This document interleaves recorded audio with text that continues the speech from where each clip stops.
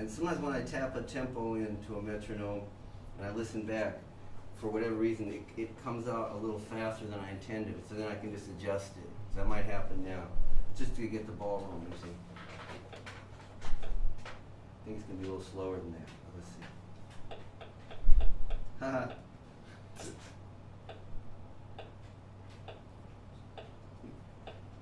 It was a little slower than that, right?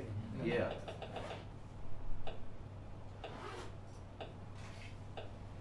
Slower still, I think. Getting in the ballpark. Okay, this will work for our purposes, right? Okay. So these are quarter notes. Here's the mic. You can hear it. 1, 2.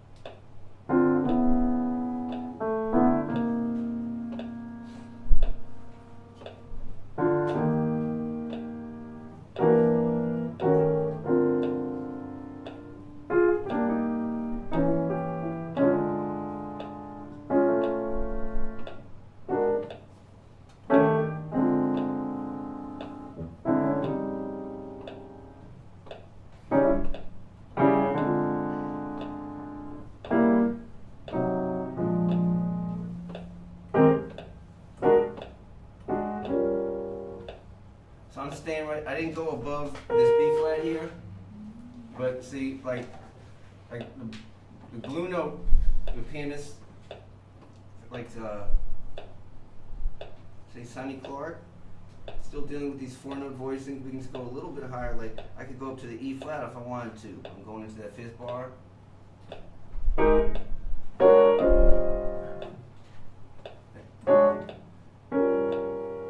Anyway, so this is art. And I guess I got into it when I moved to New York and just watching Kenny Barron. So it's one thing, I was concerned, things are so much better now, we're out in public like this, but I was concerned when the pandemic hit, you know, and not knowing what this was going to bring to just our whole social outreach and connectivity. But for me, like going to the Village Vanguard and just watching pianists, like from their back, just watching, like, say, whether it was a Steinway and Sons or a Yamaha piano, just watching their hands in relation to the logo in terms of which part of the piano they laid in, and just watching Kenny, and then listening to his records, where he's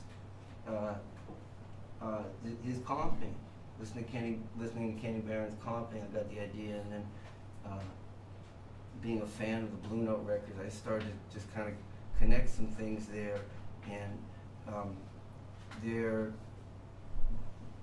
all these things that I'm mentioning, like Blue Note records, or referencing the Charlie Parker language, these all pertain to concept. And dealing with concept, this applies to any kind of music, any kind of original music that you guys, folks, want to or are dealing with, that any band or any artist worth their salt, of course, has things that they do and things they don't do. So if you're listening to any version of the Miles Davis Quintet or the John Coltrane Quartet, for example, you're never, ever, ever going to hear ever. And that doesn't mean that's bad, though, right? But this is concept, right? So concept is important. Like, you know, you have a passion, you're drawn to music, and you apply yourself, you practice, and you have favorite records and bands and players that speak to you, that you identify with. They really give you a special feeling, that kind of feeling. And that's all for a reason. And then your responsibility to yourself as your own artist is to kind of make sense of all these influences and why they matter to you. Because it's overwhelming to kind of stay or to assume kind of overly sort of exaggerated scholastic approach of just sort of sifting through influences and trying to combine them in an intellectual sense. But you know, if you get down to it, what it is about those players and those records and those bands that you like, those are energetic things that are very much almost like a mirror of qualities that you have inside of you that are wanting to come through your expressive being as artists. That's what one of the things, if I may, that these records are for, is to kind of remind you of who you are, if that makes sense. Right? There's these records, you go home and you can listen to no matter what is going on in the outside world or in your personal life, and they give you hope, right? And that hope that they give you is a reminder of something that's eternal in you, if I'm not being too esoteric. Is this tracking with you guys? Okay, solid. So when I listen to music that I like, as I've gotten older, listening to some of the same records I've been listening to for many years since I was a teenager, what it is that I love about the music is contained in these records takes on more and more meaning, just in terms of my life as a whole. And then that's what we give back to our listeners. Listeners, as you may have heard others say, listeners they just want to feel you. They want to feel who you are. They want to feel your story, whatever it is. If it's honest, people can relate. Everyone knows some kind of pain, right? And if you can acknowledge it, sorrow or loss, for example, in an honest way, it becomes very healing and life-affirming to people. So like if we hear Ray Charles singing or playing the piano, no one in this room have lived his life. And yet it's so honest that it somehow, something about what he's doing, you feel like you really get it. Like you've been there. And that's the bridge of honesty. So now I'm really going on a tangent. So let me hit pause and let me get a question from someone, please. When you were talking about concept, do you mean, is this like a mentality approach to the music, or do you mean a more... Like for you, do you live in an apartment or a house? An apartment? Okay. So you have the whole apartment to yourself, or you share it? It's a studio. Okay. Yeah, it's just me. Yeah. Okay, cool. So you have certain aesthetic things that you have going in the apartment. Some of them, because if I'm a gander, I don't know you better. Maybe it's just what you have, and you're not ready to replace it. It's not your favorite. Some stuff really has personal meaning. Some things are they're new acquisitions, and they really kind of reflect where you're at right now. Am I possibly right? Okay. So anyway, there's concept going on. There's some things that you definitely don't have in there. Maybe you don't have a swastika on the wall. Right? I'm just right. Shooting here. Okay, so that's concept, right? That's something that you don't have in your whole thing. But then you take it down to a nuanced level. That's concept, right? You register and how much space you leave, and the way you listen, and what your motivation is for playing. It's reflected. Okay, so what I'm talking about here is connecting your aesthetics as a human with the information that the masters have left us with love. left us all kinds of information, right? To do with as we will, right? So you put on a Hank Mobley Soul Station, and you do with it as you will. You can learn melody. You can go deeper and deeper and deeper and deeper into that ocean, right? There's a lot of information there in one track on that record, you know, in one chorus, in 8 bars on that record. A lot of information. And what you choose to take from it, that's you. It's your mirror. Because 2 people can listen to that same record who play the same instrument. They're going to get different things, right? And so I'm saying I've listened to some of the same records and same players for more years than many of you have been alive, and it takes on the same music that I love takes on all sorts of new dimension as I grow and have new experiences. But I want to get this down to, you know, to notes. This is, you know, it's somewhat a piano class, I suppose. Please raise your hand if you play the piano. Nice, most of you. And I feel you. Okay, most of you, beautiful.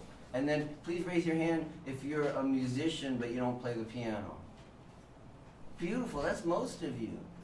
And then please raise your hand if you're a beautiful person. Only 2? All right, you got 2 beautiful people here. I love it. No, you're all beautiful by me. I'm beautiful.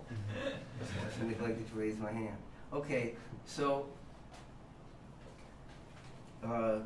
yeah, let me be a good bridge for you folks. So maybe some of you know who I played with, or maybe some of you have heard me, and so just throw some questions out. I don't want to lecture at you. I want to try to, yes, sir. I had kind of a question that is in 2 parts, kind of. Okay. The first one, the first part of the question is. And please pause after the first one so I can take it in. Sure. Okay, thank you. Let's say you have like an elder or someone kind of on the scene that's been around for a longer period of time that you really look up to, and you kind of have like a goal of learning from them and playing with them in their band. What would be the steps or processes that maybe you've taken in the past to kind of go about approaching that? And So happy to hear you ask that question. Yeah. Okay, great. Thank you. That's a wonderful question, and not one that I hear a lot of young folks asking. I infer that sort of like the post-millennial generation is more concerned with, you know, their social media presence and likes and following than receiving mentorship and connecting with elders to play with elders and learn from them. That's what me and my contemporaries are all about. So, and you asked, thankfully, you know, from my book, how I've gone about it, because it actually still applies. It's universal.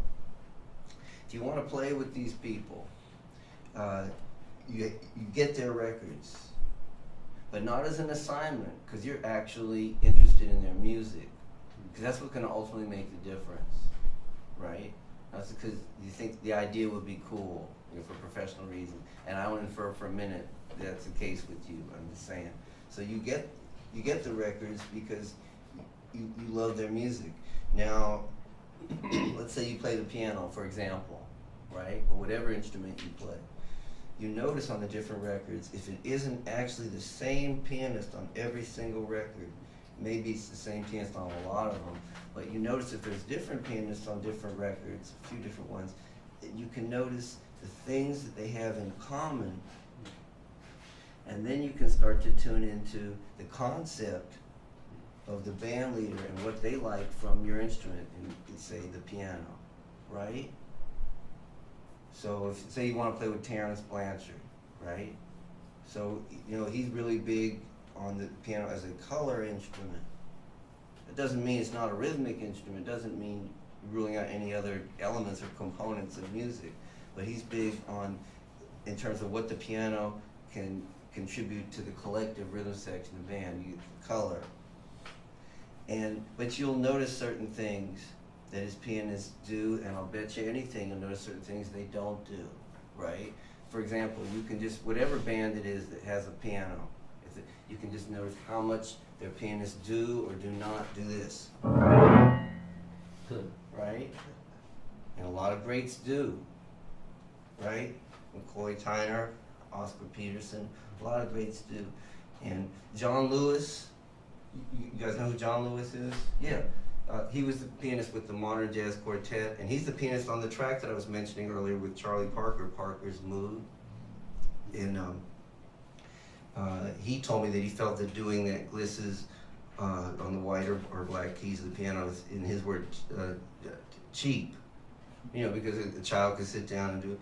But sometimes it's just a thing you want. That's my words now. So and he wasn't dismissing it, but he said, you know, it should be done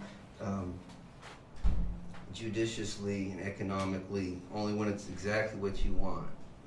I couldn't agree more. So again, it's just concept. And then you learn their repertoire. You play along with the records. You know, first tracing what that, if you're the pianist, I'm going to continue this example of being a pianist. What the pianist does, you comp along with them. Check their touches.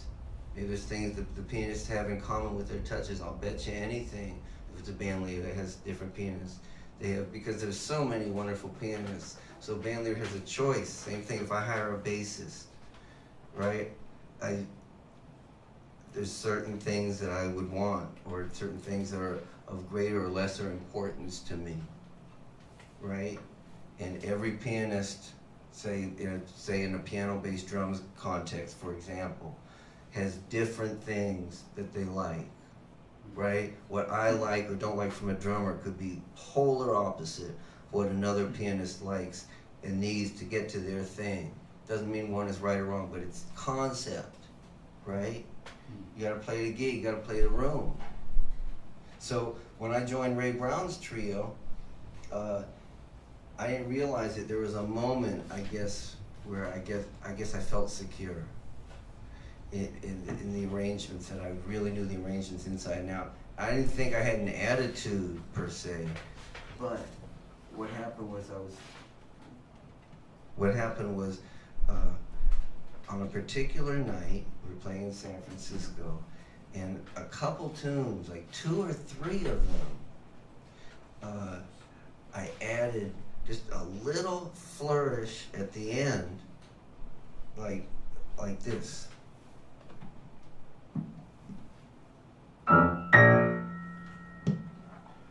Everything was cool on stage, and we got back to the dressing room afterwards.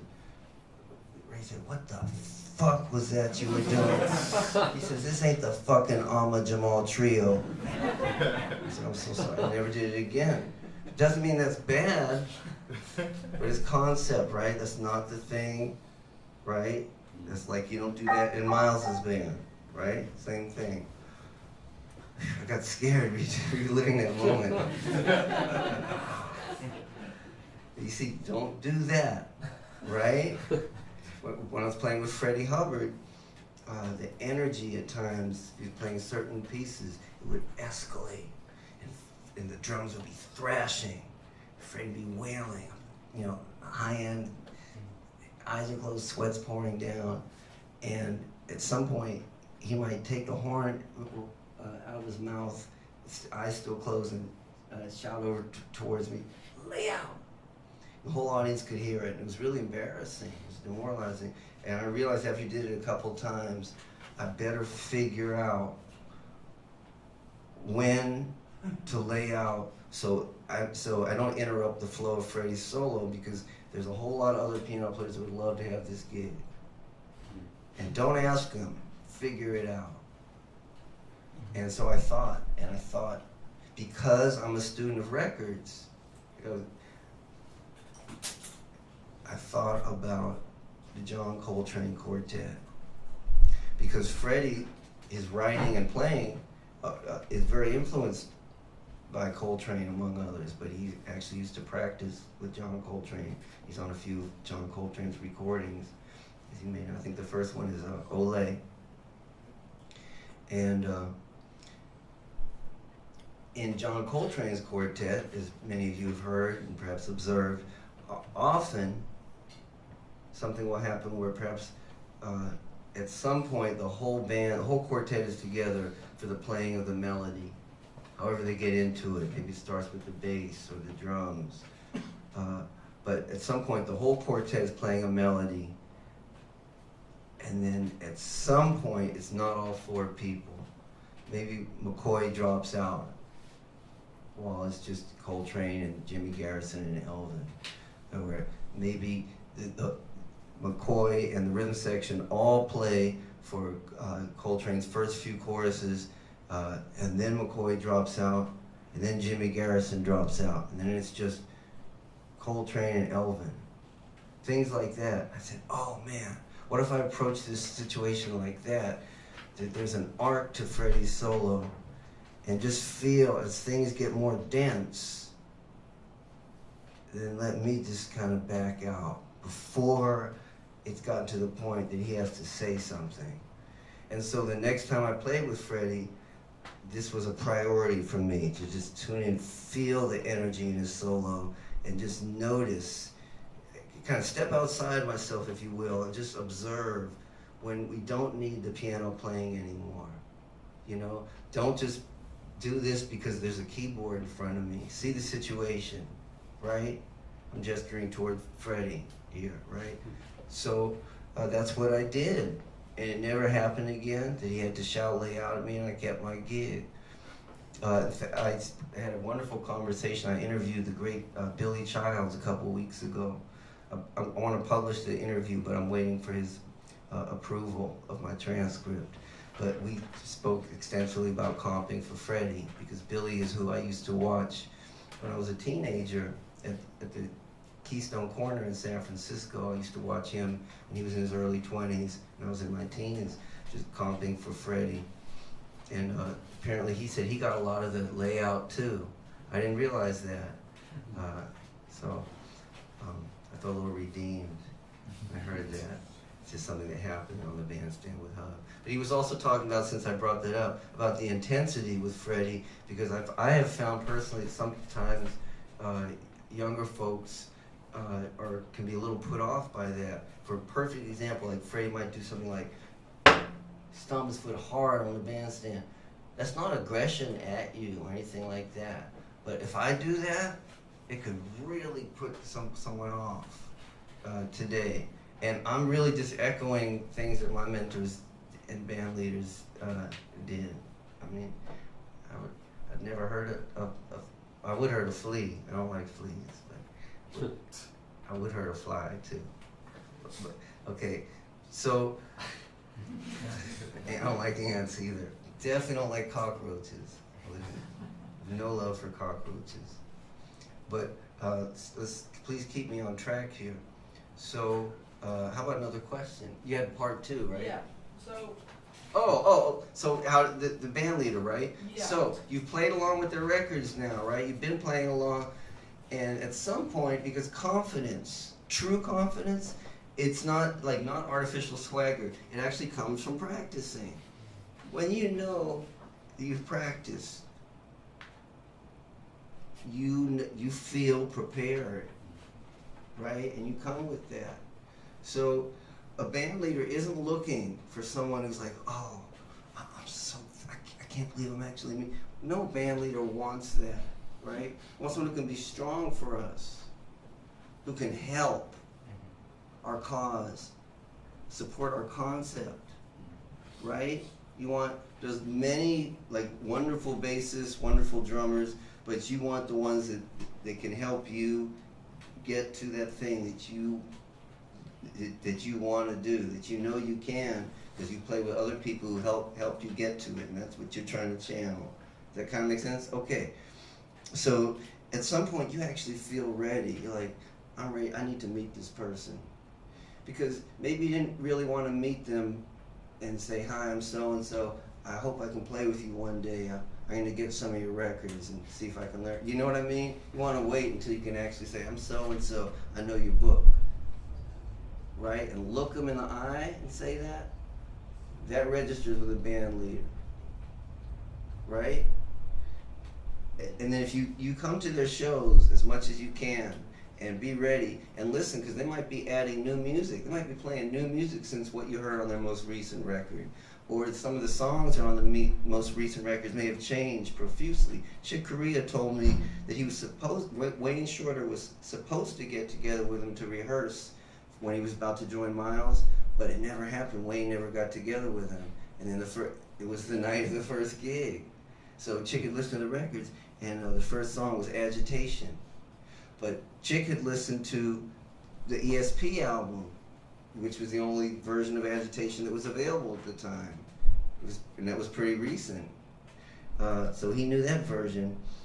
But he said when he got on stage, Miles just went da-da-da-da-da, and then the band was off.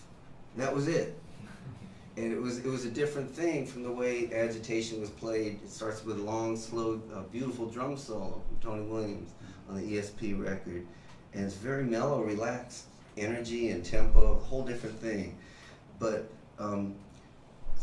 my point is, that's one thing that you've learned the versions on the records, and that's great.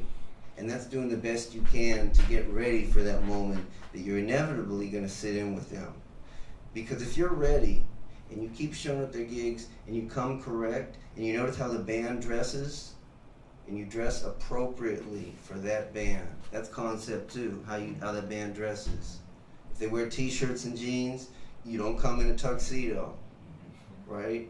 If they wear suits and ties, you don't come in flippers and a kilt. So, you know, your profile is correct for the gig. You know the music, you're respectful, and there's a fine line between not being too pushy, which is annoying, but still speaking up for yourself. Very fine line. You gotta just really just tune in on the inside to where that balance is, because it's a fine line. I mean, I was haunting Art Blakey and the Jazz Messengers. They used to call it lurking. I don't know if you guys still use that term. Call it lurking. When you know someone wants to gig, they're just always there. All the effing time. There's effing Benny Green again in his suit and tie. But I was cool with all the cats. I was cool. I was respectful. They knew I could play. They knew I knew the book. They knew I never asked, can I sit in? But they knew if it was available, because it was part of Art Blakey's presentation. When he played in New York on the second set, he would open it up for some cats. He would let some cats get on the bandstand. And he was hoping someone got up there and cut you. You'd be fired the next day. Because that's also concept for how Art led the band. He wasn't about loyalty. He thrived on getting fresh, new, young blood. And he liked the fact that gave us it made us hungry to keep our gig when we played in New York. I knew that there were piano players, you know, just ready to take my gig. So for me personally at the time, I went to the extreme. I was a little, slight cat too. I was really, really small, and I had this, my hands became like claws, and I could project my sound so big. I said, if anyone sits in, their sound's gonna be small compared to mine. But it was kind of like a macho thing, you know, in hindsight. And, you know, thankfully, relationships, you know, and women have helped me tune into different ways to touch the piano, because the way we play any acoustic instrument, that's felt, you know, by the listener. That's communication. So, so when you get on the bandstand, all of a sudden, you're not playing along with the record anymore. Like, there's not the piano player there for you to track with. And the soloist isn't playing the same solo that they played on the record. If they're any good, right? And if it's not pop, nothing against pop either, but, you know, I'm told in pop, the audience expects you to play the same, so that's all I know. Then you're really out there. But the thing is, there's a karma to the music. Because if you're doing all this from your heart, and you've really done the preparation with humility and patience, and I'll tell you guys about patience in a second, but the thing is, music actually needs living humans to play it. It's not just on the records, it's here and now. It needs living people to play it. And if you attune yourself to music, you know, your prayer is your practice and your study. You tune yourself to music, music recognizes you, and it connects you with these people, and they can see, you know, the light that you're actually emanating because of this loving dedication that you're putting in. And it's gonna happen. It's gonna happen. So for me, about the patience and that it's gonna happen, I moved to New York when I was 19 in 1982 to become a jazz messenger. And no, I hope about it. This is gonna be. I hadn't even met Art Blakey yet. I knew it. But it took me 5 years until I was actually a member of the band. 5 years. I did not give up this vision that I'm talking about staying with the records, going to the gigs, dressing appropriately, being ready, sitting in, continuing to learn, staying abreast of the changes in repertoire, knowing that this is right for you, that you're meant to do it, because you feel it in your heart, and just owning it, but not expecting it to happen in 3 weeks or 6 months or 1 year or 2 years. Don't expect. Just keep preparing and be prepared, and it will happen because you're actually needed. That's real. Does that make sense? Yeah. Cool. Yes, ma'am. This is kind of technical practicing Mm-hmm. issue working Mhm. for me.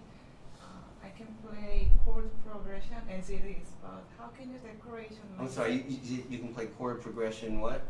Memorizing, and Memorizing. then I can play chord progression Yeah. as it is. For example, It- blues 1, 4, something like that.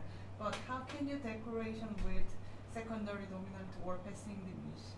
I know that in that kind of theoretical thing, and I Okay, know right. the sound, but how could you decide the timing Yeah. by using that? I think I Because understand your question. Okay. what is the preparation? Yeah, I think I understand your question.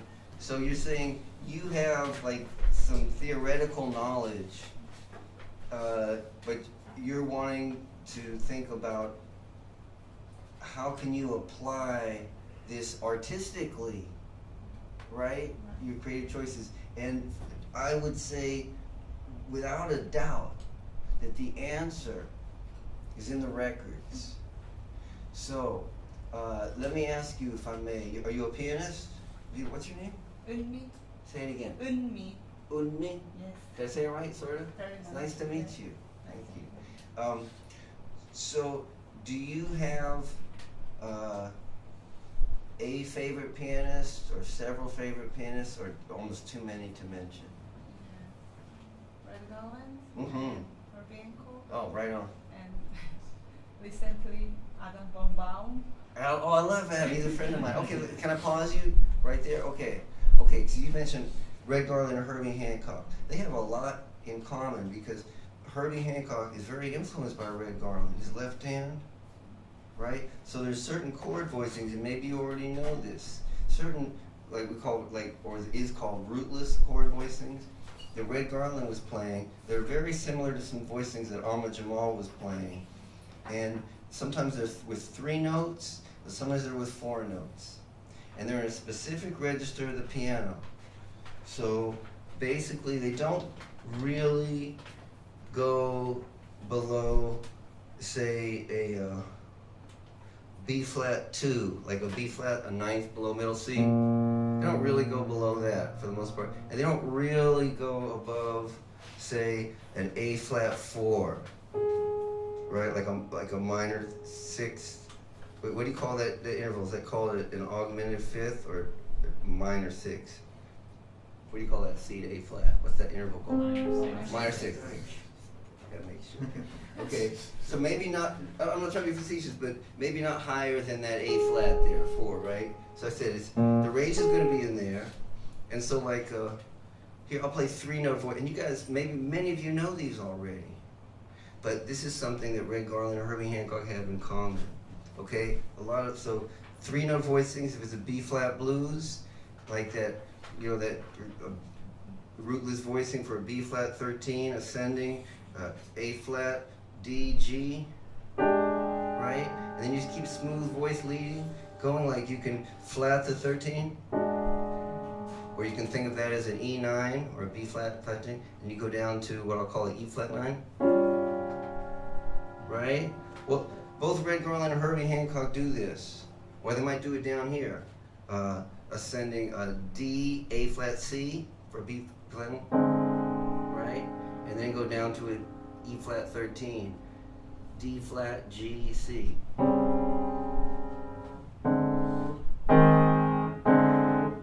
Right? They both do that. Okay? So if you like Red Garland, and I do too. So I learn a lot from Red Garland. Present tense. I want to make sure it didn't sound like I had a D at the end. I learn a lot from Red Garland, and as some of you know, there's a whole slew of trio records that Red Garland, Paul Chambers, and Art Taylor made on the Prestige label between about 1956 and 1962. Good dozen records, and Sam Jones plays on a couple later ones, and almost every single track, save for one, I believe, Art Taylor's playing brushes all the way through. Concept. Some would say that's cocktail. Some would say this, some would say that. It's concept, right? Because there's a certain sound. Because Red Garland's left hand, for the most part, when he's playing his Rootless voicings, is very consistent.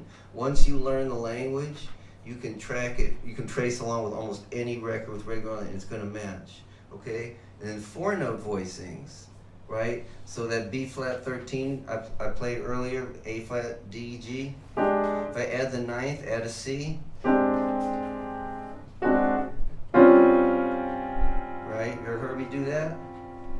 Right? G, C, D flat, F. So it's like an E flat with a 9 and a 13. Right? So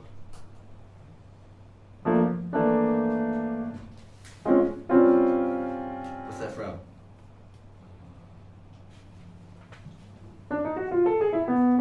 Right?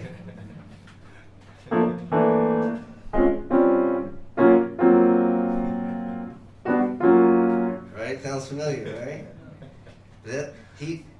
That Red Garland was already doing that before Herbie, right? So when you play along with the records, like just take one track that you really like, put it on repeat, put on your headphones, and the volume should be where you can hear yourself, but you're not drowning them out. It's gotta be the right balance. You can really hear them, and don't just play over it like you're sort of using the cymbal like it's a Jamie Aebersold track or something, but really, if you like what the pianist is doing and you're wanting to kind of absorb the concept, their style, like me wanting to absorb from what Barry Harris is playing on the record that was just playing, you stay with the track and your headphones, play along. Sometimes maybe imitate something you heard them do, try to match the touch and the rhythm and the register. Maybe sometimes hit pause and work on that thing. And then maybe find the tempo on the metronome. So you're doing it in time, so it's really in the pocket and you can relax your phrasing. If it's something where in fact you're wanting to kind of play with the time, like push or pull on it, you have that clock of a metronome to just give you an absolute pulse to work with, so you can find your breathing and your confidence with your phrasing, that you know what it is, right? And then you go back to the record, right? Play along with it. Sometimes just stop and just listen to what the pianist is doing. Notice how beautiful it is, and notice the contrasts between what they're doing and how you actually sound. You got to be honest with yourself about that, right? So it's not a game. You're learning. You're working on something, right? And his concept is there's a certain thing that you hear this pianist doing, or many things, then you're wanting to kind of absorb that so you can assimilate that. You want to emulate that. And so that's the answer to me, is you actually don't need, forgive me, you don't need a school or a book, And that's nothing against schools or books and the wonderful people who teach them and write them on the real. Nothing at all to disparage. But you don't actually need it. What you need is your instrument and the good records and headphones and a good way to listen. A metronome, a recorder, and I'm old school. I like paper and pencil, paper and pen. I like it rather than just making notes on a device. That's just me. But with that, you can be your own teacher. And it calls for honesty and patience.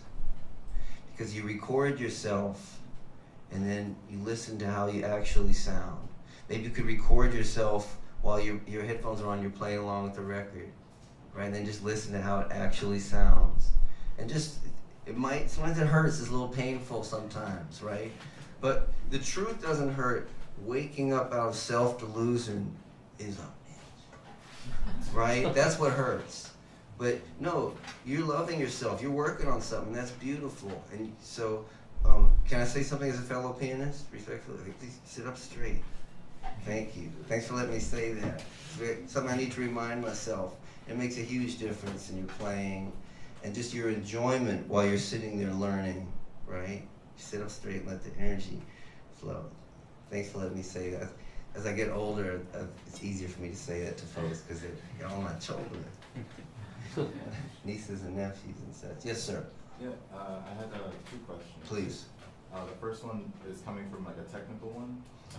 Primarily, my first instrument's trumpet, and I've been picking up piano as a second one. And I've been working. I like my chords, but I've been trying to get more so on like a technical side. And actually, I just learned something that might help out with like my right hand to work. But I realize I want to work more on like building lines, and I think it's coming from like transcribing things. Mm-hmm. So I was trying to pick up maybe like a solo, like a nice one to build on. And actually, I think the Red Garland solo from those Prestige records might be some good solos to pick up. Ah. And I think also like those trio records with like almost being like almost like someone in love. Oh, like, yeah. Which I think I just thought of right now when you just mentioned them. Might be like some good ones to start on. But I was gonna say. Oh, that's beautiful. His left hand on that track is just like Ahmad Jamal. It's incredible. Yeah. I just thought of it when you mentioned it. Yeah. I was gonna say, do you have any like? Is it on Red Garland's piano? On red, yeah, Mm-hmm. on red piano. I was gonna say, do you have any like exercises or things to like help work on like lines or just like basic things for like building out like a right hand? Okay, so here's the thing, you guys. There's this great technology now that didn't exist when I was coming up. Mm-hmm. So software and programs, and I dig them because I came up in an analog generation. I love what the usefulness of this technology, and I feel like I can appreciate it. More people of my generation that came up without it can appreciate its benefits. We don't take it for granted. So something you can do. I didn't bring my laptop with me today, but you can get like some transcription software. I use one that's not as popular as some others, but it's called Transcribe with an exclamation mark. Transcribe, right? like a Blue Note record. Graphics on Blue Note record has an exclamation mark on a lot of them. But it's like other software where I can just drag an MP3 in, and I can make loops, and I can slow things down without altering the pitch, or change the pitch without altering the speed, etc., etc. Mm-hmm. And so there's learning like notes and phrases, intervals, and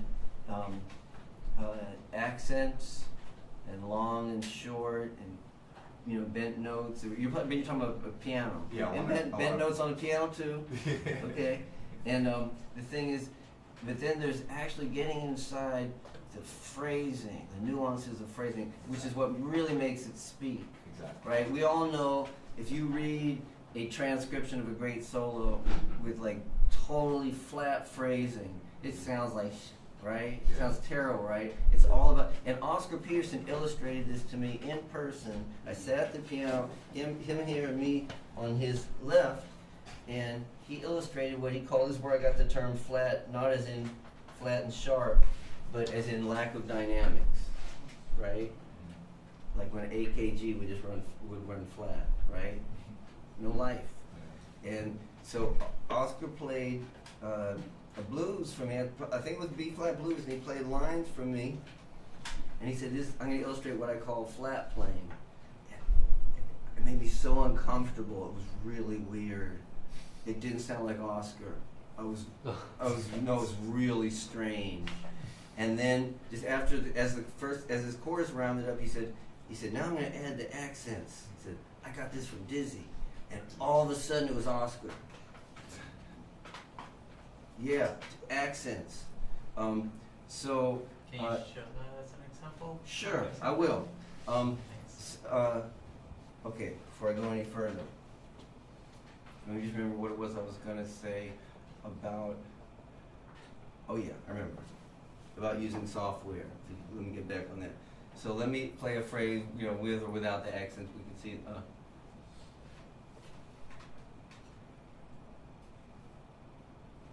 Okay, so the B flat blues, it was originally Royal Roost by Kenny Clark. That's recorded as Tenor Madness, Sonny Rollins, right? So if I just read the notes with no phrasing, right?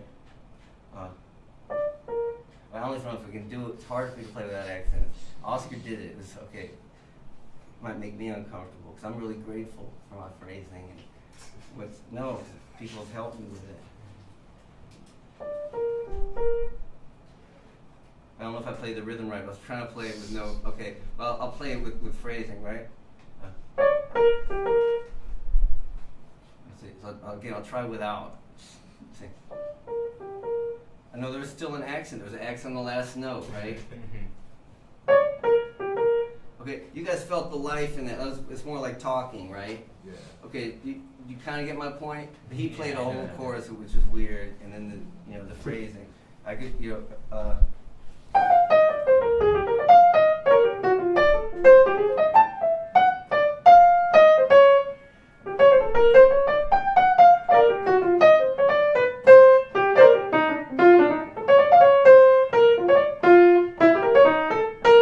right? There are accents in that, short notes and long notes. Okay. So with software, I could take like 1 or 2 bars, or 3 or 4, and just loop it, make a perfect loop, something that's loopable where it's going to work. Right?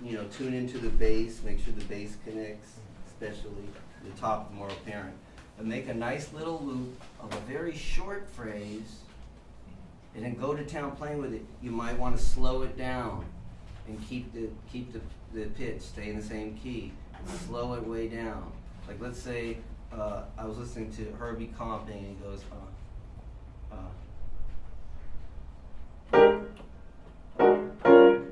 let's just say, right?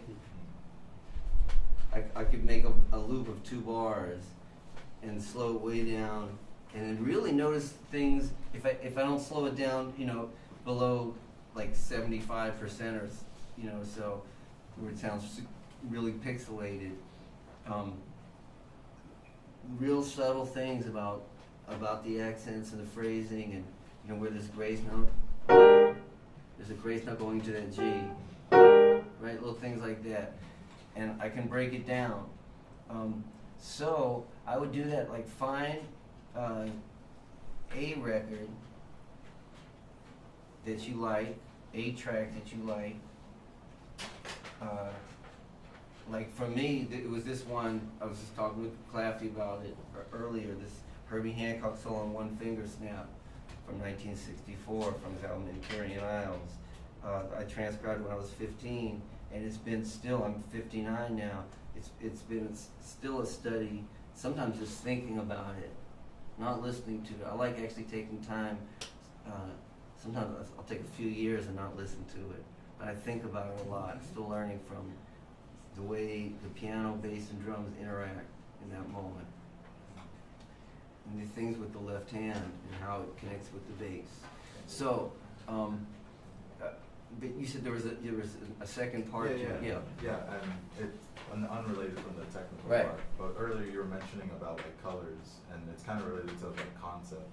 But I was talking, or not talking, but I had a chance to like speak to like it was part of like a class, but I had a chance to speak about Fred Hirsch about talking about like colors and about like the atmosphere of music. And when he was talking about like certain things, he had it, or when he was younger, he was arranging like 4-part harmonies. So like he talks about like the layers, or like zones he calls them in the piano. So I was kind of curious, or like how do you think about colors when it comes to like the piano? I know you could talk about Yeah, that. absolutely. I appreciate you asking. You For know, me, it's very much like it's like a painting, Yeah. a landscape, and it's also like a person. Exactly, yeah. Like, you know, there's infinite ways to like touch a person, and it's completely like that for me with the piano. And I remember when we first got our piano when I was 6. It's like one of the first things that I like really kind of like got off on was like feeling the vibration going back into me. Wow. Yeah. And I don't ever want to like lose that, right? Because the audience feels that too, especially if I give the note that much space.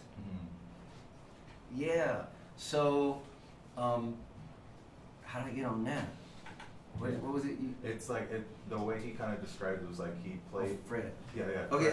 Yeah. Zones. Yeah. So, so the piano. Okay. If I think like texture, right? I have to getting away from the mathematics, right? Visualize, and I can really use my imagination. Free. I can go wherever I want. Like go to a place, a scene. I visualize, and then I have a sense of how I want to color. A lot of my harmony is intuitive. I'm not the most learned, you know. I didn't go to college for music, but I listen to the records, and many people have helped me and continue to help me. But my point is, if I have a visual, like, can you paint a simple scene for me? Can you describe it to me? Sure. Picture yourself. It's about like 6:50, and you're like on a beach, and it's about the sunset is about hit like halfway through the water, and it's about half of the sun, and you're walking backwards, so you see the rays, picturing like the back part of your sun, and like it's a hotel, so you're about to walk back into the sun. Yeah, I feel it. I love it. Okay. That's so beautiful. It's so vivid. Yeah. So the first thing is like it affects my breathing. So I'm feeling the air, right? It's not just visual. It's like it's a sensory thing, right?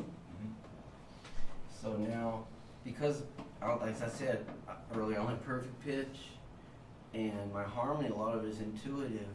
I'm going to touch the piano, see where it goes from there, but I'm not going to judge it. But I'm going to stay with this image that you gave me, right? Stay right with it, okay?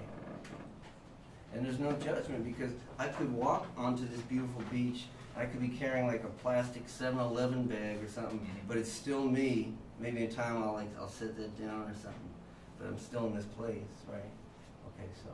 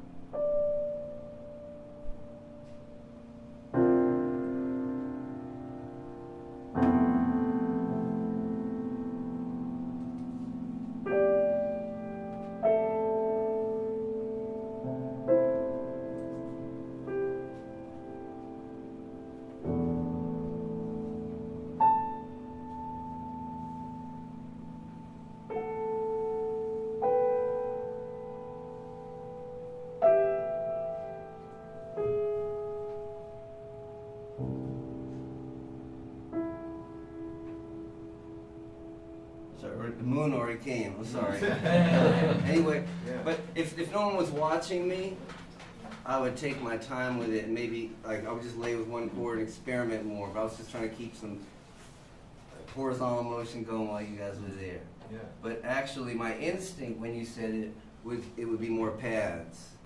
But that's just what happened right there, and I went with it. Yeah. That's good. No, thank you. But the thing is just, we all have the power to visualize. And then, if you can trust and stay with your visual and not judge yourself, not be embarrassed, if that makes sense to you.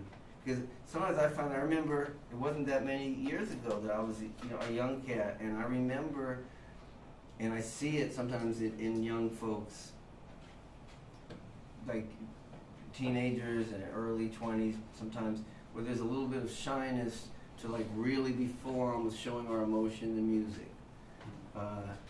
Especially like expressing or allowing vulnerability, right? It's that.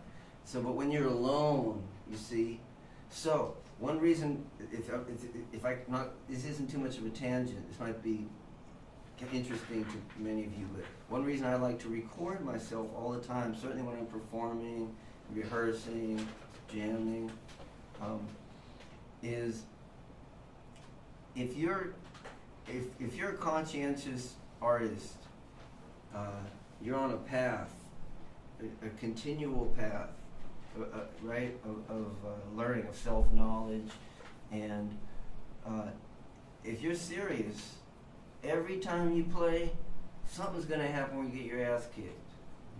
If you're not just patting yourself on the back or believing the hype, if you're serious, every time you know there's something to do with what you're working on ongoing, where it's still back to the drawing board, right? And if you have a tape of it, then you got all the information you need to work with. If you don't have the recording, you got your ego filtering your recall. So your ego says, man, that tempo was way up there. That was the fastest tempo ever. Because your ego plays in extremes, right? That shit was so slow. That's your ego talking. Actually, when you listen back to the tape, it wasn't like breakneck fast. It wasn't like a dirge slow, but whatever tempo it was, you got your ass kicked, right? You just be real about it. Now there's no one else watching you. You got the tape. You're at home. You can be in your pajamas. You don't have to pee, and you can like take your time with it. You could take that and make some loops with that, or you can. I would take my metronome and find. Well, let's say the tempo moved, right? Rushed or dragged, right? And not in a favorable way. If it does in a way that feels good, hey, it's all gravy. But you didn't like it, like you felt nervous and say you rushed too much. Then when you can find, okay, what was the actual original tempo when the song started, when it's counted off, or what was the tempo right at the break coming out of the head, and kind of find that on the metronome, and then work. I could use software now. I didn't have coming up. If I wanted to, if I noticed, because every musician has certain regions of tempo. We were talking about zones with register. Certain regions of tempo that as individual humans we're more comfortable at than others. And if you're self-aware, because you record yourself and you listen to yourself, and you know like where are your strengths and weaknesses with tempo, you can address your weak areas. So let's say a player tends to rush when it's a certain region of tempo, right? They recorded themselves, they can see what was the actual tempo, where the song started, or that break was.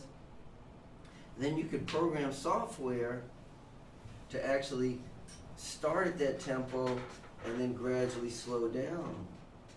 So you're training yourself not to rush. You can do that all just with yourself and software, right? Does that make sense? That's something I would do, like a counter stretch. Just see how does that feel to have like the space between the chord notes just get wider and wider. Let me just find my comfort with no one watching me, not feeling like it's a test or anything, to just breathe and relax into that and really find my center. And the software will help me. It's so in that sense, like a software, like I've long felt that a metronome is like my best friend, right? It doesn't lie to me, and it just like, it will like lay incessantly in a certain tempo if I ask it to. Yeah. So does that help a little bit? Yeah. Right on. How about another question? All the way in the back there. You mentioned a while ago Korea playing a tune that, you know. Chick Corea? Yeah, Uh-huh. he wasn't. He Oh wasn't yeah, familiar with. Agitation with Miles Davis on his first gig, first song. Yeah, I'm just curious. Do you have a particular like failure that you recall that maybe was the one of the prominent like learning experiences you've had on or off the bandstand? Oh, that's a great question. I love that. I don't know if I've ever been asked that before.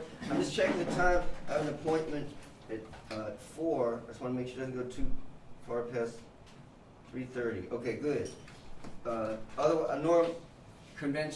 Traditionally, historically, I'm not a clock watcher. So pardon me in this moment. I planned on this finishing around 3:30-ish.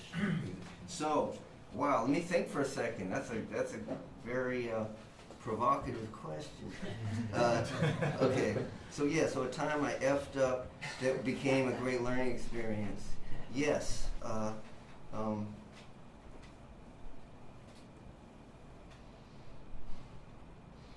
Can it be with a musician and off the bandstand? Okay. I'm in the process of writing a book, and I published some of my stories, and sometimes folks have read some of my stories on Facebook, so I want to apologize in advance if the subject matter is something that maybe someone's already read before. But be that as it may, not to presume, but it happens, so be that as it may, I lost all of Betty Carter's piano music. Yeah, I'll tell you guys real quick about that and what came from it. Okay, so I was new in the band, and we had wonderful rehearsals. I think it was summer, late spring, beautiful afternoon. Finished rehearsal at Betty's house, and I just decided to spring for a taxi instead of taking she's like a block and a half from the subway, but I decided to pay for a taxi all the way back to Manhattan, to Bleecker and Thompson. Paid for a taxi, you know, whatever it was back then, $20 with the tip or something. And you know, I got out of the taxi, things were good, and I felt real light. And just this swoop, within within maybe 2 seconds of being good and realizing what had happened. It was really extreme. I didn't have a receipt from the taxi. I didn't remember the number or even which company the yellow cab was. It was gone. Taxi was gone. There was no number written inside Betty Carter's piano book, and this was the charts for some were original big band charts from the 1950s by Gigi Grice. There's handwritten charts by John Hicks. It was her whole life in piano charts. It was gone. So I realized this is all going on in a few seconds. I have to call her. I have to tell her. I can't run away from this. And I'm thinking, okay, you're definitely gonna get fired, but she's gonna kick your fucking ass. And everyone in New York's gonna know about it. You're gonna be a laughing stock. But I can honestly say, I'm not trying to paint it now. I just felt really bad for what I'd done to her, you know, in the face of the privilege of getting to play with her. Okay, so I picked up, it went to the pay phone, put the coin in and called her, and she answered the phone right away. She was in a good mood. I said, "Hello, babe, this is Benny." She said, "Benny, what's going on?" I said, "Babe, something really bad has happened. I'm sorry to draw the story out. Okay, anyway." So I said, "Betty, I've lost your piano music." You know, she said, "I'm speeding it up a little bit now." And she said, "What do you mean?" And I told her the whole story I told you, that it was gone. I had no way to look it up or anything, or call a company. And she said, well, are you okay? And I said, no, I'm not, Betty. I said, I've lost all your music. And she said, no, you. She said, are you all right? I know what to say. She said, listen, she said, those are just pieces of paper. She said, you mean more to me than that. She said, we'll figure it out. We'll piece the book together. She said, I have the bass charts. She says, you will come over and we're going to put it back together. But we'll do it together and it's going to be fine. And she said, as long as you're right, as long as you're all right, everything's okay. And she said, I love you. It was the first time she ever told me she loved me. Wow. And she said, now I want you to go relax and go get yourself a nice dinner. So that was the moment where I fucked up and I learned that there's more important things than pieces of paper and music charts and, you know, and that applies like getting to come here and play this weekend. I was born here in New York and it's like, it's very special for me to be here and have many friends in town, you know, known for decades, and it's wonderful meeting young folks and realizing that the way I play and what I do has value to younger people. That's very important as you get older. You want to feel useful to younger folks. But the thing is, in leading up to this gig this weekend, I didn't have a chance to practice the last few days at all because I'm so blessed because my lady, who I've known for 21 years, moved in with me from San Juan, Puerto Rico last weekend. And so as you might imagine, I've been completely absorbed with her and just getting her settled in and everything. And knowing, I've touched the piano a little bit, but I wouldn't say I've like had like 30 minutes of actually practicing in the past week. And the thing is, I was calm about it because like I have someone to take care of now, and it's such a gratifying thing that I recognize now in a way I wouldn't have earlier in my life, that it's actually part of the music. Because, you know, all my life, most of my life, it's been about practice, practice, practice, practice, your chops. The answer is in chops. Like, oh, you're not relaxing because my chops weren't up. It's chops, practice, right? And I'm realizing other things as I get old. Chops are beautiful. I love being in shape. It's a wonderful thing. And yes, it makes all the difference in the world. But I'm learning there are actually times in life as an adult. I don't have any kids, but some people have families and you have other responsibilities. And getting to touch the piano, getting to play, and to play for appreciative people, it means more to me now than ever before. So all this to say that somehow that's inherent in what happened in that moment with Betty. And as far as there's countless examples of more musical mess ups,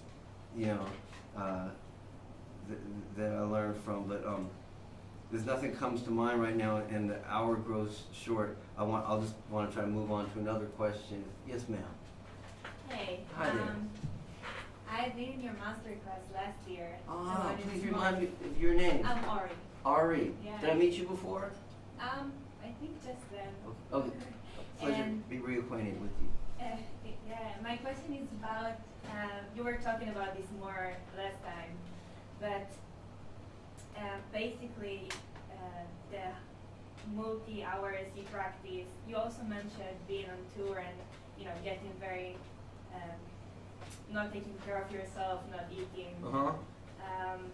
And I was wondering more specifically about when you practice in, like, your routine practice is long hours every day. Just what helped you maintain, your physical wellness, your just anything wellness? Mm-hmm.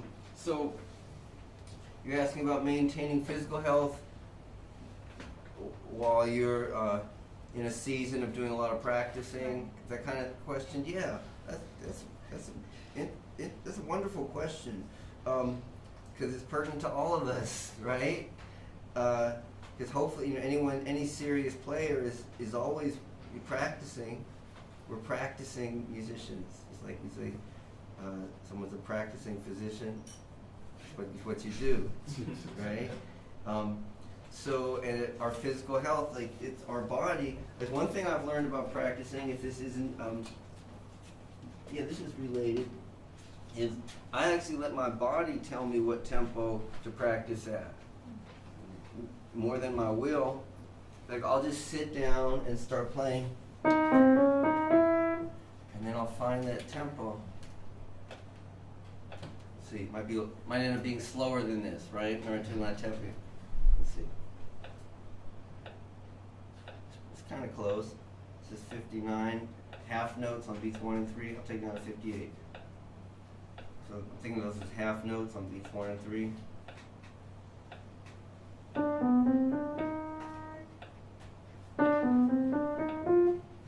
Now, did you notice how I started to rush? Did you hear that? See, I can work with that. And this is practicing, right? Then I work with that. Infinite ways to work on it, too. But I breathe with it, and you're asking about taking care of your physical health, right? And so, as I was saying, please remind me your name. Udemy? Yes. Really? Did I do it right? It seemed, okay, because it seemed simpler for me to say this time than before.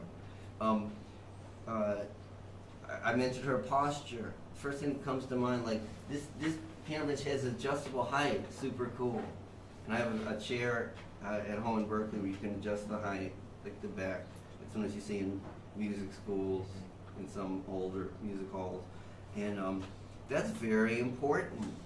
Spine, your health, being able to breathe and feel calm. Because your whole attitude toward what you're doing is everything. It's how your music feels to the listener. It's the manifestation of your attitude toward practicing. It's going to come through in your playing, in your composition, the vibration people feel from you. It's there, like the seed of it is there in your physical comfort and mental and emotional comfort when you're sitting there practicing. Being patient with yourself and just, observing how it feels in your thumb when you turn it. When you turn fingers, just observing how it feels, just being really present with your body, just noticing, because you're in this for the long haul, right? You don't want to hurt yourself. And just listen. Your body's talking to you all the time is the thing I want to say, and trust it. Because you're young right now, and so when you're younger, you're resilient, But the thing is, when you get older, like I'm telling you now, I'm approaching 60. Getting to play, it becomes just more and more just golden and precious, And so you want it to be that it doesn't hurt, turning your thumb when you're my age. You want it to be that when you're this age and you're practicing, that you listen to your body, and if like any soreness, dull pain starts to become sharp pain, that means you're playing too hard or something with your posture, and just lighten up, and because that's where you need to be patient with yourself, because you're in it for the long haul. Does that make sense? Yes. Hey Benny, just wanted to say maybe one more question and we should probably wrap it up. Thanks for keeping me on track. I appreciate it. And Spike, thank you again for making the whole weekend happen for me.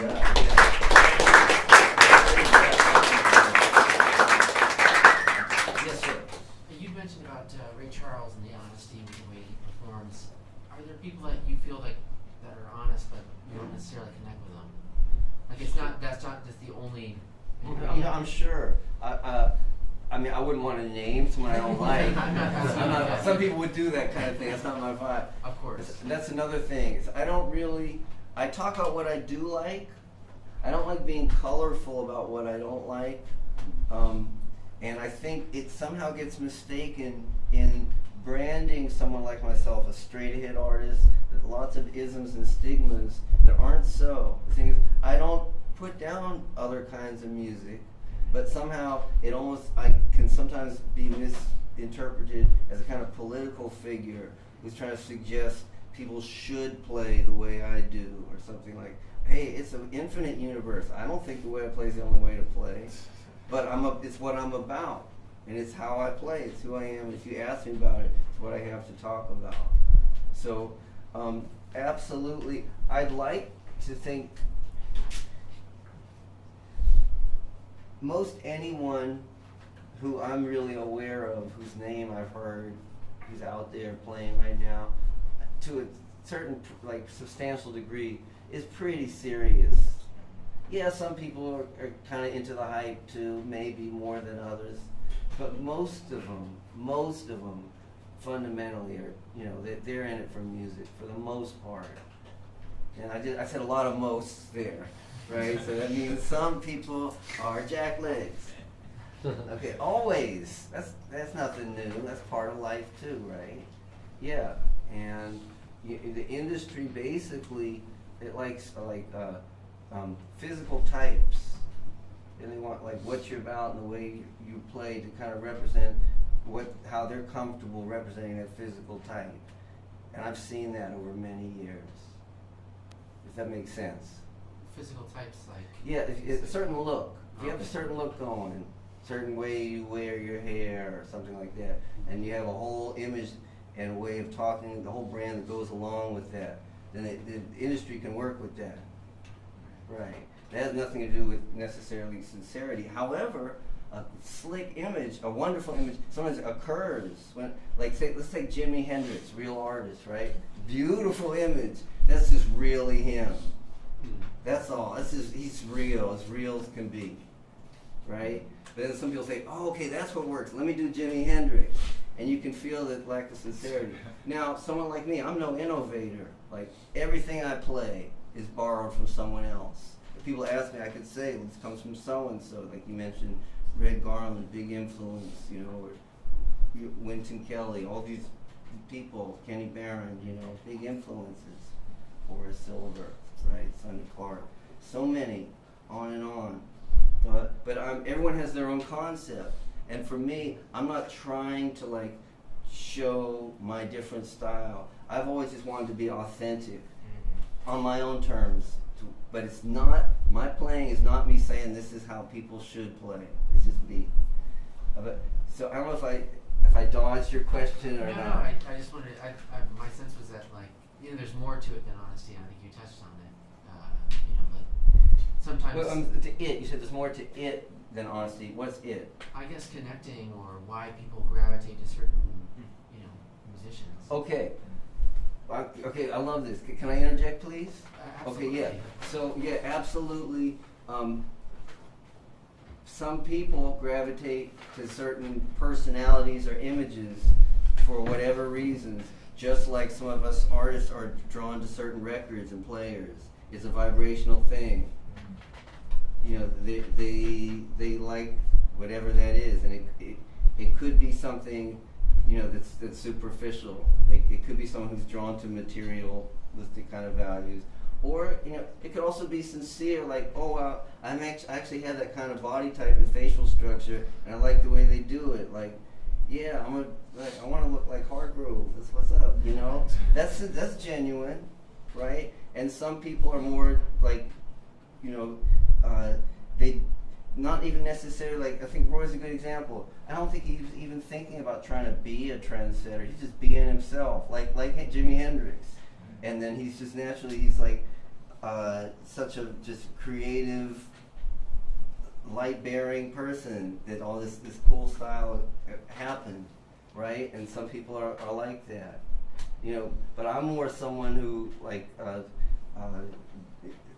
borrows ideas in my own way, but I'm honest about that, and that's an important thing. As Donald Harrison told me, you know, once he was speaking of the Black American art form, you know, that I call jazz, that once an art form has been created and has been given to the world, it belongs to everyone to just acknowledge where it comes from. Yeah. Hey, thank you, everyone. It's a pleasure to get to be with you.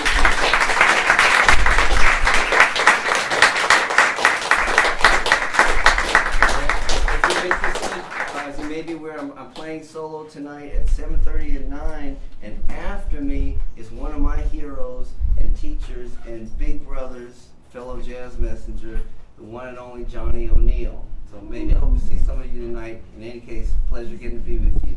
Wishing you Hey happy. folks, how about it for Benny Green?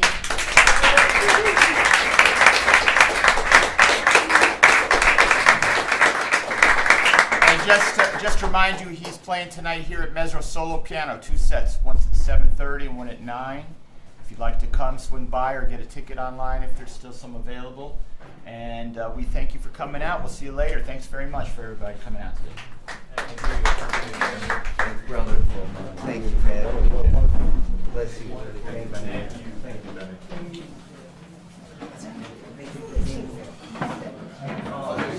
That's the hang. Thank you for being here. I love that. I love that spirit. Thank you for coming. Dude. Like that was crazy.